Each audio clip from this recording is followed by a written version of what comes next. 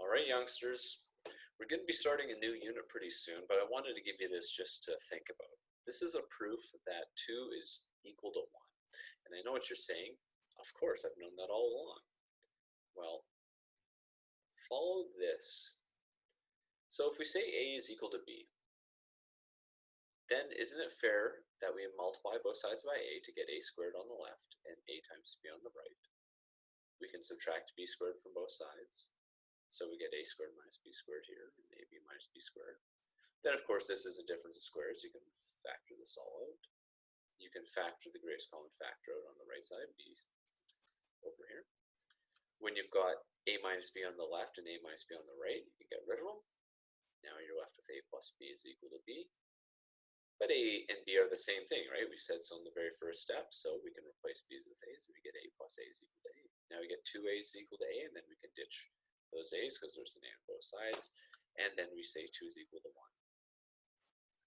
So of course there is a mistake here. It's not true that 2 is equal to 1, but the question is, where is the mistake? And the reason I'm asking you here is we're going to be starting a unit on rational functions. So in case you're not sure, and this is kind of a hint here, what a rational function is it's something where you've got some sort of expression like, I don't know, maybe 3x plus 5, and on the bottom you've got something like 2x minus 1. Okay, this would be an example of a rational function. It's a ratio, which means a fraction, and you've got some polynomials top and bottom. Okay, so this unit is going to be covering rational functions and all the quirks with them. So your hint here is think about the division of some things. Okay, so that's a bit of a hint there. Now, I don't know if that's going to make it more or less confusing, but that is a little bit of a push in the right direction. So I will give you a little bit of a hint. There's something you have to be very careful with when you are dividing functions, and that is part of what's gone wrong here. So I'm going to leave this for you. In the comments below, I want you to tell me which step, 1, 2, 3, 4, 5, 6, 7, or 8, has the mistake. And if you feel like a step that was written in 1 but carried over to 2, like let's say A was not equal to B, by the way, this is allowed, you can just say whatever you want in the beginning.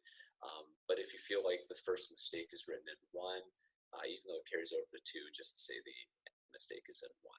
Try not to say what the actual issue is because it spoils the fun for other people, but let me know where the actual error occurs. Okay, so just leave a comment down below. Say, I think the error is step 3 or step 6 or step 4 or whatever it is. Okay, I will tell you what the problem is in the next video, but I don't want to do it too quick, otherwise you won't have any chance to get bothered. And try not to Google it as well. It's just a little more fun if you can find it. Okay, so we're going to leave it there. Just keep in mind, we are moving to rational functions where you've got something like this as well. What's the issue with dividing by x? All right, that's it for now.